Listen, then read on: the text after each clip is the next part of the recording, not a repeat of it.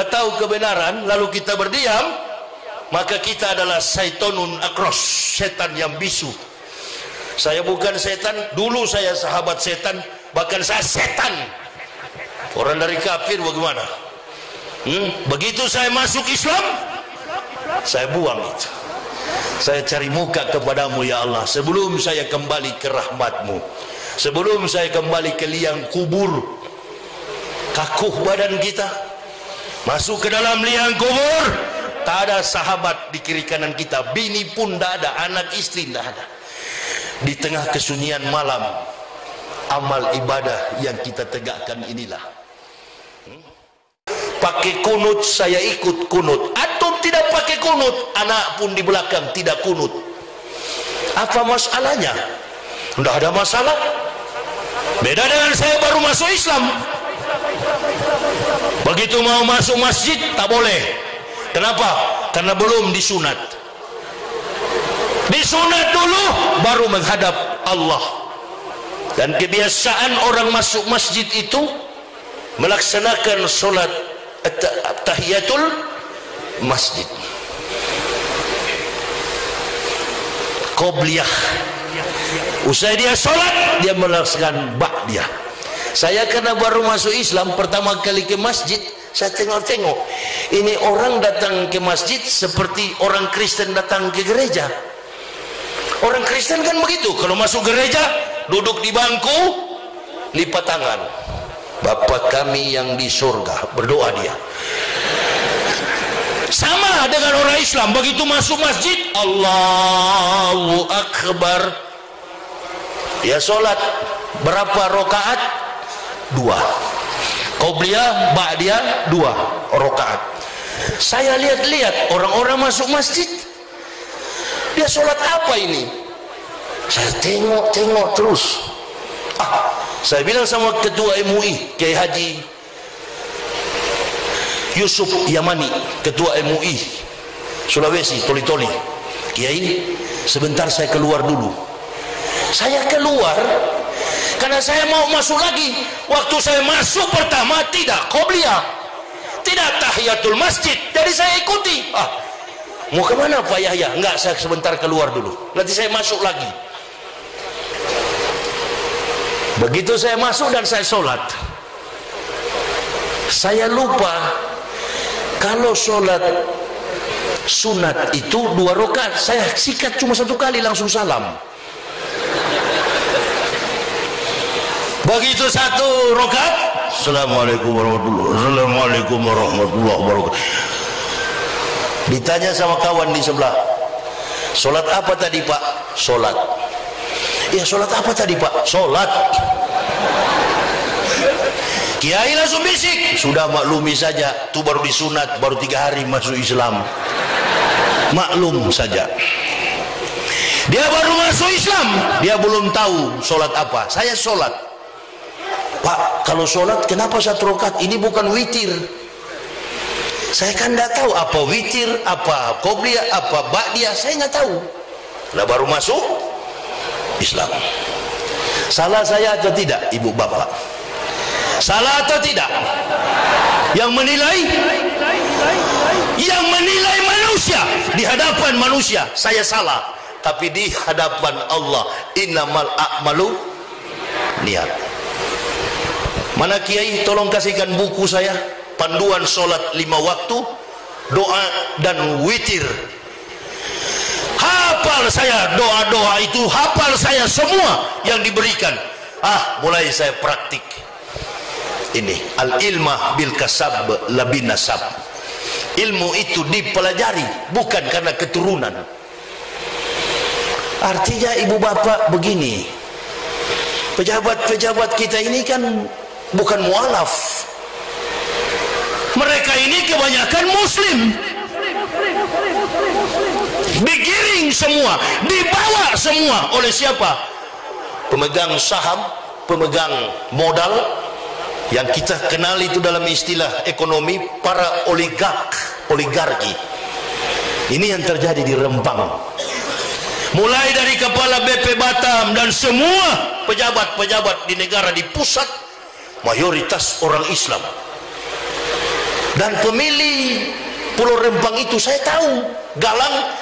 Saya sampai ceramah di Tebo, keliling Pulau Batam itu, sampai di pinggiran saya ceramah di Jambi, Riau, Kepulauan Riau, sampai ke perbatasan Laut Cina Selatan, Pulau Midai. Nggak pernah ada ustadz ke sana. Saya suami istri sudah tembus ke sana, sampai pecah perahu yang kami tumpangi. Nah, jadi saya tahu persis Rempang ini adalah suku Melayu yang dulu pendukung Jokowi. Sekarang sudah terjadi. Siapa yang disalahkan, Ustadz? Nggak usah salahkan Jokowi, nggak usah salahkan pemerintah. Allahu Akbar, nasi sudah jadi bubur. Sekarang bagaimana taktik dan strateginya? Tunjukkan keberanian kita untuk membela agama ini. Jangan ikut-ikutan. Nggak boleh kita terlalu berani. Ya nggak apa-apa, kami sudah pernah di penjara. Kalaupun kami berani, 1000 kali kami ditangkap, insya Allah 2000 kali kami tetap tegas. Allahu Akbar. Itu tunjukkan kepada generasi ini cara bela Islam. Tapi tidak usah memfitnah, cukup kita tahu. Tanpa kita beritahu juga, bukan menjadi rahasia umum. Ketidakadilan sosial terjadi dalam kehidupan kita. Yang kita harapkan kemarin itu kan yang memberikan pemikiran tentang bagaimana supaya umat ini bebas. Coba ibu bapak survei, lihat di luar sana betapa susah saat ini. Betul apa betul? Nggak usah jauh-jauh. Kalau buka di YouTube, nonton televisi, yang selalu ditayangkan pusat grosir terbesar di Asia Tenggara, Tanah Abang, sunyi. Betul apa betul? Sunyi. Taktik dan perekonomian sudah diganggu, sudah dikuasai, dan ini tugas pemerintah. Ada seorang bapak yang mengatakan, mohon pemerintah berhentikan penjualan online dan lain sebagainya. Ini keadilan dalam konteks kepribadian Nabi tercinta Rasulullah Sallallahu Alaihi Wasallam. Itu kan yang terjadi sekarang. Tapi yakinlah ibu bapak, yakinlah ini sudah di ujung akhirnya. Insya Allah, insya Allah. Begitu Pak Jokowi turun, insya Allah akan ada pemimpin yang betul-betul bastotan fi ilmi wal jismi al qawiyul amin. Pemimpin yang kuat, pemimpin yang cerdas, pemimpin yang berwibawa, yang akan memimpin negara kesatuan Republik Indonesia. Tak mungkin Allah biarkan 10 tahun kita terkungkung dalam kemiskinan, dalam kemelaratan, dalam tindasan. Umat diadu domba. Saya nonton televisi itu, sesama habaib dan kiai diadu domba. Dari dulu nggak pernah terjadi yang begitu. Betul apa betul? Saya tidak ada dalam kelompok para kiai, saya tidak ada dalam kelompok para habaib. Saya orang dari kafir menginginkan ukhuwah Islamiyah. Amin ya Rabbal. Napas kekuatan bangsa ini ada pada umat Islam. Kalau Islam sudah pecah, Islam sudah rapuh, Islam sudah nggak bersatu, yang ada adalah para pendakwa pengecut yang suka menjilat, carimu, habis kita, habis kita. Bahkan titipan, tahu nggak titipan yang dibisik-bisik, puji-puji saja pejabat ini. Ini pejabat-pejabat nggak bisa dipuji. Kalau dia sudah jadi, pasti dia ikut yang zalim. Betul apa betul? Haram kaki saya ini naik di rumah pejabat, nggak akan mau saya. Lebih baik saya mati melarat. Allahu Akbar. Nggak ada cerita. Sekali tegakkan Islam sampai ke liang kubur tetap tegas. Nggak ada kompromi. Ini ibu bapak, ajarkan, tanamkan kepada umat begitu. Jangan main-main. Kita sudah dikerjain kok. Oh enggak, siapa bilang? Aduh, sudah banyak contoh terjadi di mana-mana. Coba buka YouTube itu, nggak ada kecuali perselisihan. Kecuali perselisihan. Awas, saya bicara ini terlepas dari bingkai politik. Saya bicarain dalam bingkai ukhuwah Islamiyah. Jaga persatuan ini dalam konteks apa? Jangan menjelek-jelekan di media-media begini. Apa namanya? YouTube ini. Ini YouTube ini paling senang rekam orang Islam berkelahi. Oh betul ini, betul apa betul? Betul, senang sekali rekam ulama habaib berkelahi. Senang sekali.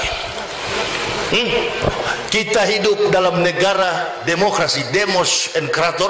Kita hidup sebagai negara pluralistik, negara majemuk, berbeda-beda. Bukan cuma Islam, walaupun kita mayoritas, ada kelompok minoritas kafirun di luar sana. Dia paling senang dan dia punya modal. Dia punya modal bagaimana supaya umat Islam ini pro, dan banyak sekali yang pro itu. Islam itu sama dengan agama Kristen. Coba lihat, Yesus kan ada di Al-Quran. Bukan Yesus di Al-Quran, yang ada Isa Nah, saya setuju ini Menteri Agama. Apa kemarin? Sekretaris Kementerian Agama bilang apa? Usulan dari orang Kristen bukan Isa Al-Masih. Betul ya, Kiai? Tapi Yesus Kristus. Karena memang tidak ada di Al-Quran Isa Al-Masih. Isa Al-Masih itu Nabi yang diutus Allah Subhanahu wa Ta'ala dengan dua tugas. Tugas apa dalam Injil itu? Yang pertama, sampaikan bahwa akan datang Rasulullah Muhammad Sallallahu Alaihi Wasallam. Di mana Isa sampaikan itu? Bukan Isa dewasa, Isa masih dalam buayan, masih dalam ayunan. Isa sudah bisa ngomong. Qala inni Abdullahi atani alkitab wa ja'alani nabiyah wa ja'alani mubarakan aina ma kuntu awsani bisolati wa zakati madumtu hayah. Makana lillahi ayat kisami waladin subhana Isa qada amran fa'ina ma yaqulu lahu kun. Jadi maka jadi. Isa bin Maryam rasulillahi wa kalimatullah. Isa datang dalam bentuk yang spektakuler. Bu, ibu-ibu boleh nggak tidur satu malam, bangun pagi hamil? Bisa nggak, Bu? Seperti Maryam kata Kiai tadi, seperti ibu-ibu tidur malam ini besok hamil. Atau ada gadis yang datang tiba-tiba hamil besok, 9 bulan mulai kelihatan bengkaknya. Boleh nggak begitu? Nggak bisa, harus ada ikhtiar, dipompa dulu. Oh ya, kalau one kempis kan harus begitu. Inilah keajaiban Allah berikan mujizat yang terakhir kepada bangsa biadab Bani Israel. Makanya Isa bilang apa? Wa idzqala Isa ibnu Maryam ya Bani Israil ini Rasulillahi ilaikum musyriqal lima baina yadaya minat Taurat wa musisram bi rasuliyati mim badismuhu Ahmad. Akan datang seorang laki-laki bernama Ahmad. Berarti yang menyampaikan Nabi Muhammad sebagai Nabi adalah Nabi siapa? Isa alaihissalam. Kok bisa ada di Kristen? Ini itu saya masuk Islam, ibu bapak. Jadi Isa tugas dalam Injil kitabnya menyampaikan akan datang Nabi tercinta Rasulullah Muhammad Sallallahu Alaihi Wasallam. Allahumma salli wa sallim wa barik. Sampaikan Isa, sampaikan. 576 tahun akan datang Ahmad bin Abdullah, Nabi tercinta Rasulullah Muhammad Sallallahu Alaihi Wasallam. Barulah diikuti oleh ahli-ahli kitab, pendeta-pendeta dulu, ahli kitab. Terakhir Warokah bin Naufal, paman dari Siti Khadijah, yang menyampaikan risalah wahyu dari suratul Fatihah sampai Quran surah An-Nas. Itu yang mengatakan inilah Nabi yang ditunggu-tunggu umat manusia. Alhamdulillah illazi arsalah Rasulillah rahmatan lil, menjadi rahmat bagi alam semesta. Jadi Rasulullah diutus itu bukan kepada orang Arab, kepada seluruh umat manusia. Wafat beliau, datang keturunannya, zuriat para nabi. Kita sering berdoa begitu kan? Ya Allah, muliakan Rasul dan para sahabat, anak cucu beliau. Jangan disangkali ibu bapak mengenai kajian-kajian orang-orang tertentu. Sudahlah, ini adalah terhembus dalam konsep politik, karena ini era politik. Sampaikan saja bahwa ikuti dan amalkan apa yang menjadi 4 karakter Nabi tercinta Rasulullah Muhammad sallallahu alaihi wasallam. Saya sampai hari ini kemana-mana, ini jam 6 subuh ini saya berangkat ke Medan dengan pesawat Super Airjet. Makanya saya bilang istri, antar saya ke bandara, you come back, kamu pulang, antar saya ke bandara. Dan kondisi saya dalam kondisi panas tadi, kurang sehat. Saya bilang istri, kita selesaikan tugas malam ini, kita ceramah, dan saya kira inilah yang bisa saya sampaikan kepada ibu bapak. Berhentilah bermain-main. Dengan kondisi kita begini, kita tidak merasakan apa yang umat rasakan. Mentang-mentang kita sudah jadi penceramah yang terkenal, Allahu Akbar, di saat umat menderita kita lari, kita mundur. Bahkan yang tadinya lantang bicara, tiarap. Ini kata Nabi SAW, isyara salasa asnafin minan nasi wahum. Ada 3 golongan yang perlu kamu waspadai dalam hidup. 3 manusia. Al ulama'ul ghafilun, ulama yang lalai.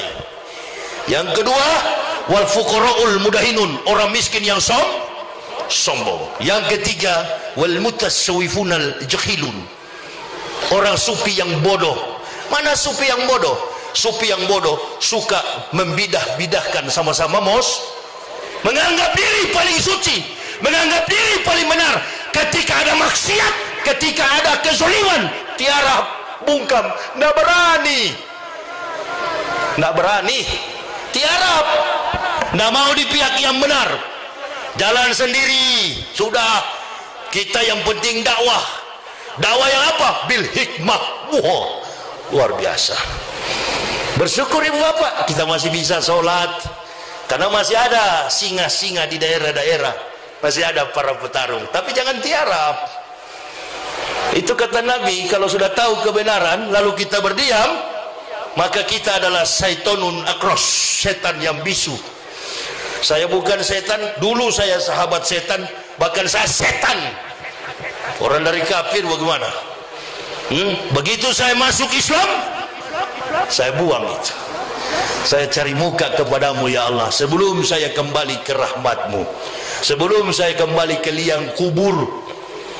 Kakuh badan kita, masuk ke dalam liang kubur, tak ada sahabat di kiri kanan kita, bini pun tak ada, anak istri tak ada. Di tengah kesunyian malam, amal ibadah yang kita tegakkan inilah.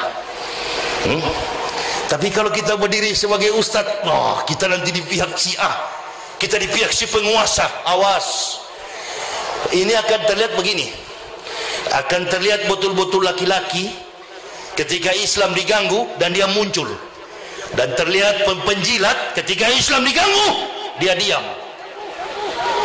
Hati-hati bicara, takut ada yang tersinggung, takut ada yang komplain, nggak ada urusan. Nah, begitu. Kita bukan cari muka kepada ibu bapak, kita cari muka kepada Allah.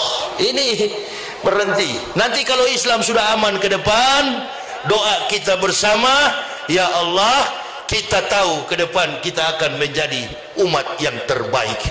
Amin ya Rabbal. Pemimpin yang terbaik, pemimpin yang bercakrawala luas. Siapa itu Ustaz? Tergantung ibu bapak yang pilih. Saya tadinya banyak bicara tentang Prabowo waktu berhadapan dengan Jokowi. Sekarang kemarin saya bicara tentang Anies Baswedan. Pelin-pelan juga saya ini. Lalu ketika terjadi tragedi akhlakul karimah, akhlak mulia, Wallahu alam. Cuma alam dan Allah Subhanahu wa taala yang tahu.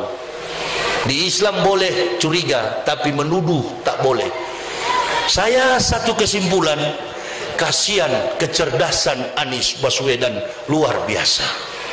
Tumpuan dan harapan umat Islam adalah Anies Baswedan. Mudah-mudahan Allah mengijabah doa kita. Siapapun yang nanti jadi presiden, mudah-mudahan cakrawala dan kepemimpinannya sama cerdas dengan Pak Anies Baswedan. Ya, entah Pak Prabowo, entah Pak Ganjar. Saya kalau mengangkat derajat seseorang, saya takut kali ini, karena tengah-tengah malam langsung deklarasi.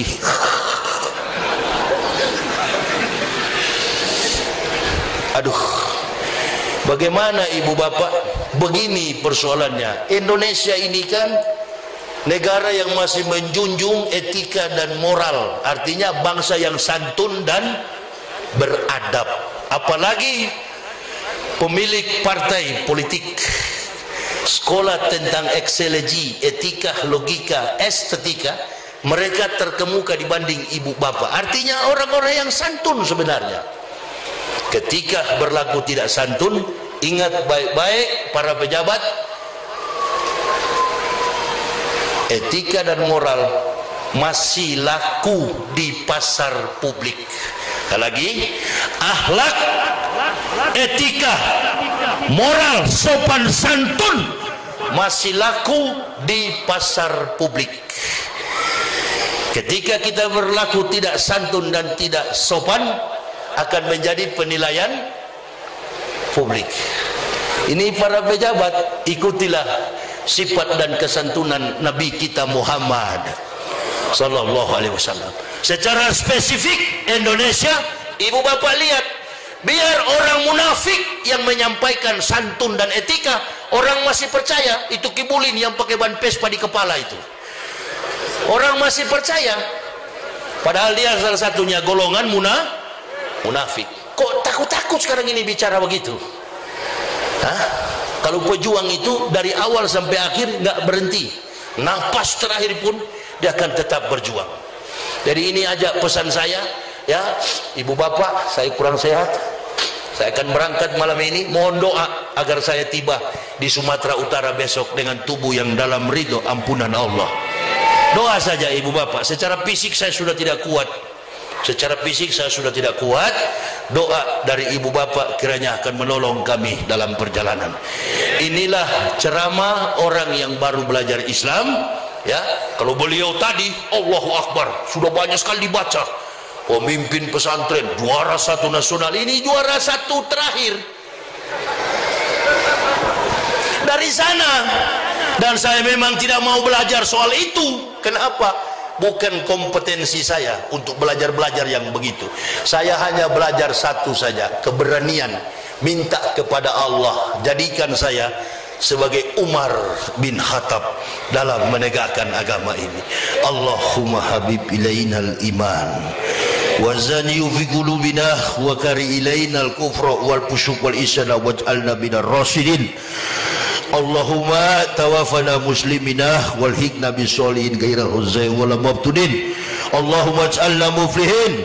Allahumma ta'akfala kulubina bijikrika wa atmim alaina nikmat wa asbik alaina min fadlik waj'alna min ibadika solihin.